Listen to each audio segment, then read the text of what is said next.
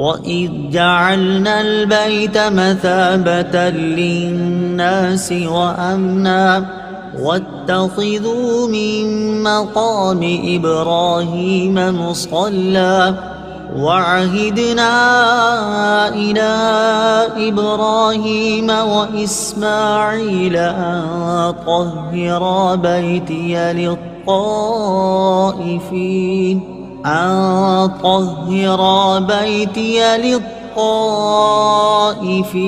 وَالْعَاكِفِينَ وَالرُّكَّعِ السُّجُودِ۔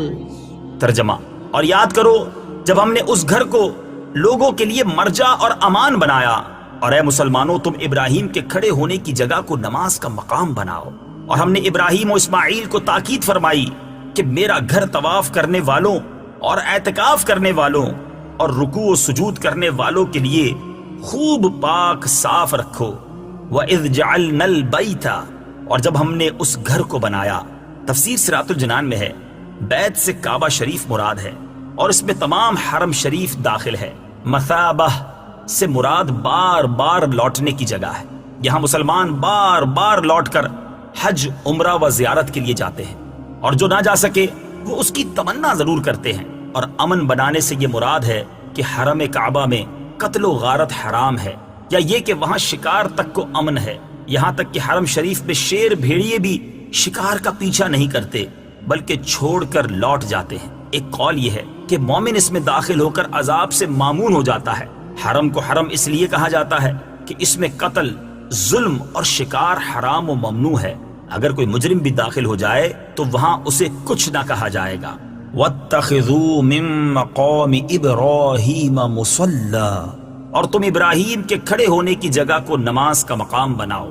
تفسیر صراط الجنان میں ہے مقام ابراہیم وہ پتھر ہے جس پر کھڑے ہو کر حضرت ابراہیم علیہ السلام نے کعبہ معظمہ کی تعمیر فرمائی، اور اس میں آپ کے قدم مبارک کا نشان تھا۔ اسے نماز کا مقام بنانا مستحب ہے۔ ایک قول یہ بھی ہے کہ اس نماز سے طواف کے بعد پڑھی جانے والی 2 واجب رکعتیں مراد ہیں۔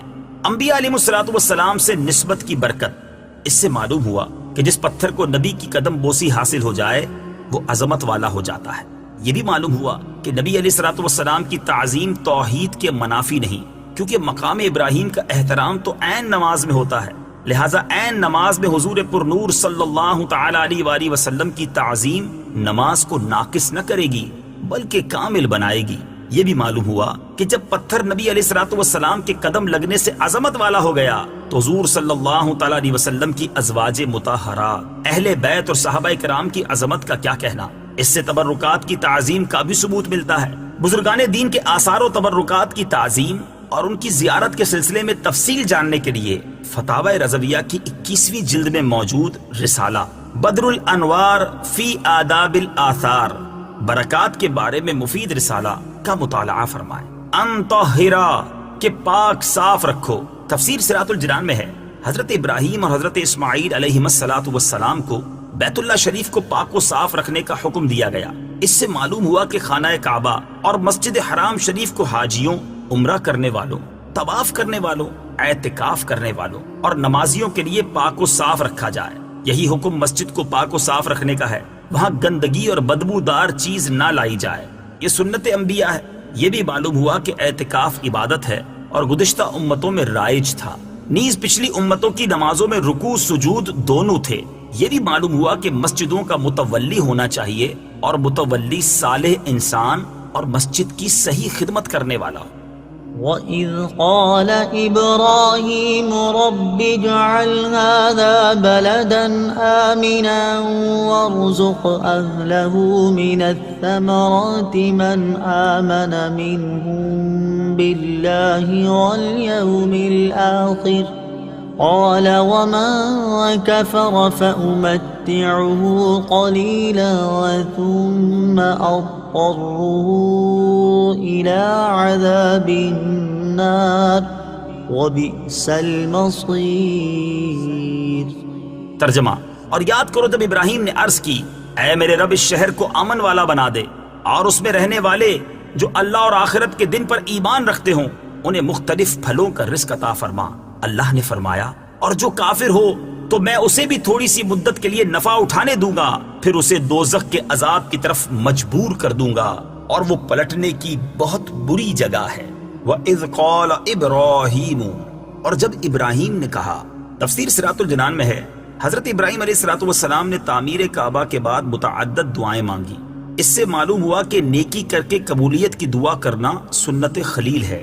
حضرت ابراہیم علیہ السلام نے اولاد کے لیے امامت مانگی تھی تو فرمایا گیا کہ ظالموں کو نہیں ملے گی، اس لیے حضرت ابراہیم علیہ السلام نے بعد میں جب یہ دعا کی تو اس میں مومنین کو خاص فرمایا کہ مومنوں کو رزق دے، اور یہی ادب کا تقاضا تھا۔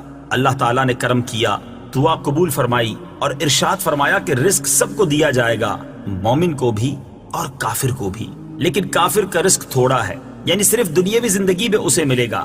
حضرت ابراہیم علیہ السلام نے خانہ کعبہ کے لیے رزق کی فراوانی کی دعا مانگی تھی۔ اس دعا کی قبولیت ہر شخص اپنی آنکھوں سے دیکھ سکتا ہے کہ دنیا بھر کے پھل اور کھانے یہاں بکثرت ملتے ہیں۔